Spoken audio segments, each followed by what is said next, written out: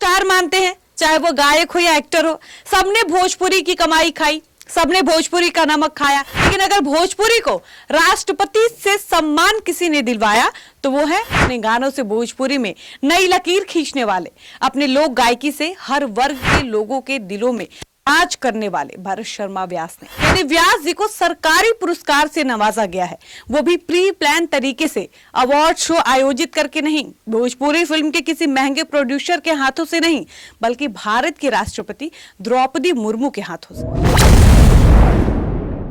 मुंह देखते रह गए पवन खेसारी और राष्ट्रीय नाटक अकादमी पुरस्कार ले गए भोजपुरी गायक भरत शर्मा व्यास। और इससे ये साफ साबित हो जाता है कि पवन सिंह सिर्फ उनके पावर स्टार है, झूठ मूठ का वो पावर स्टार होने का दम भरते हैं। खेसारी सिर्फ अपना नाम ट्रेंड कराते रह गए और झूठ मूठ का ट्रेंडिंग स्टार का दम भरते हैं।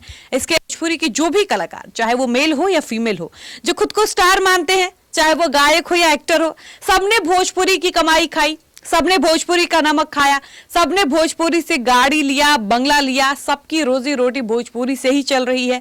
लेकिन अगर भोजपुरी को राष्ट्रपति से सम्मान किसी ने दिलवाया तो वो है भोजपुरी इंडस्ट्री के पुरोधा माने जाने वाले, अपने गानों से भोजपुरी में नई लकीर खींचने वाले, अपने लोक गायकी से हर वर्ग के लोगों के दिलों में राज करने वाले भरत शर्मा व्यास ने। भोजपुरी का अगर किसी ने मान सम्मान गौरव बढ़ाया तो वह है भोजपुरी सम्राट कहे जाने वाले भरत शर्मा व्यास। भोजपुरी की लाज किसी ने बचाई तो वो है भरत शर्मा व्यास। और ये पुरस्कार भोजपुरी के उन तमाम लोगों के मुंह पर तमाचा है जो अपने नाम के आगे अंग्रेजी के बड़े बड़े अक्षरों में पावर स्टार लिखते हैं, जो अपने नाम के आगे बड़े बड़े अक्षरों में ट्रेंडिंग स्टार लिखते हैं, जो अपने नाम के आगे ग्लोबल स्टार तक लिखते हैं। लेकिन अफसोस कि इन लोगों ने भोजपुरी की अस्मिता के साथ खिलवाड़ करने के अलावा और कभी कुछ नहीं किया। सिर्फ भोजपुरी को बेचकर खाया, भोजपुरी से 5 एकड़ का फार्म हाउस बनवाया, लेकिन भोजपुरी भाषी होने किसी ने गर्व महसूस कराया तो बक्सर के रहने वाले भरत शर्मा व्यास ने। यह हम इसलिए भी कह रहे हैं क्योंकि कुछ दिन पहले भोजपुरी इंडस्ट्री से एक खबर वायरल हो रही थी। खबर यह थी कि भोजपुरी इंडस्ट्री के सम्राट कहे जाने वाले भरत शर्मा को राष्ट्रपति द्रौपदी मुर्मू के द्वारा संगीत नाटक अकादमी पुरस्कार से सम्मानित किया गया है। यानी व्यास जी को सरकारी पुरस्कार से नवाजा गया है, वो भी प्री प्लान तरीके से, अवार्ड शो आयोजित करके नहीं, भोजपुरी फिल्म के किसी महंगे प्रोड्यूसर के हाथों से नहीं, बल्कि भारत के राष्ट्रपति द्रौपदी मुर्मू के हाथों से। इसलिए नहीं कि भरत शर्मा ने किसी के घाघरा में आगरा का ताजमहल देखा था, इसलिए नहीं कि भरत शर्मा ने किसी का ढोड़ी पियरी माटी से मूंदा था, इसलिए भी नहीं कि वो किसी लड़की का ढोड़ी खोदे थे, बल्कि इसलिए क्योंकि भरत शर्मा व्यास का भोजपुरी संस्कृति के क्षेत्र में योगदान अविस्मरणीय रहा है। इसलिए क्योंकि उनकी गायकी से भोजपुरी लोक संगीत का मान सम्मान बढ़ा है। इसलिए भी क्योंकि भरत शर्मा व्यास के पूर्वी गायन और निर्गुण गायन विश्व में लोकप्रिय है, जो आज भी लोगों के जुबान पर रहता है।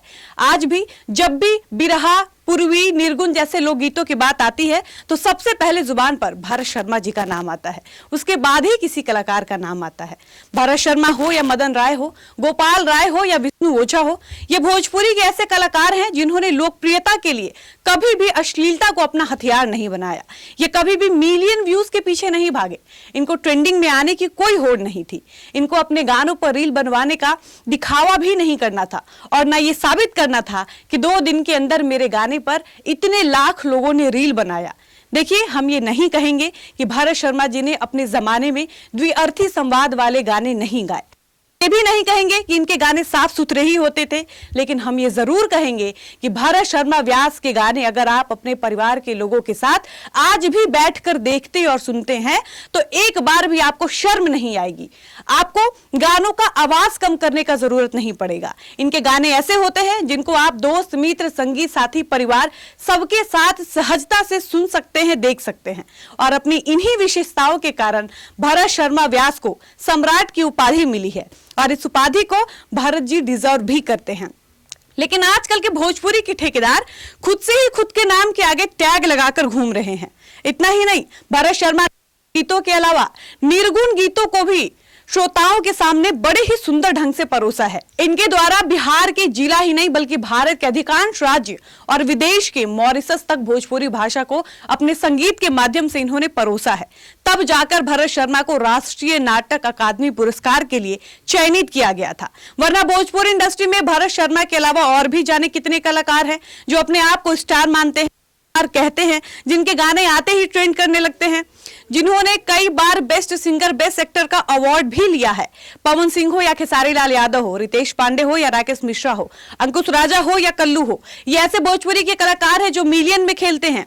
हर 2-4 दिन पर इनके गाने रिलीज होते हैं, इनके गानों पर रील भी जमकर बनता है। लेकिन बिहार कला एवं संस्कृति विभाग को कोई राष्ट्रीय नाटक अकादमी पुरस्कार देने के लायक लगा तो वो है भरत शर्मा व्यास, जिनको भोजपुरी इंडस्ट्री का भीष्म पितामह कहा जाता है। बाकी आपका इस पर क्या राय है, अपनी राय बताइएगा। वीडियो को समाप्त करते हैं, मिलते हैं ऐसे ही किसी खास और नए वीडियो के साथ। तब तक मुझे इजाजत दीजिए, धन्यवाद।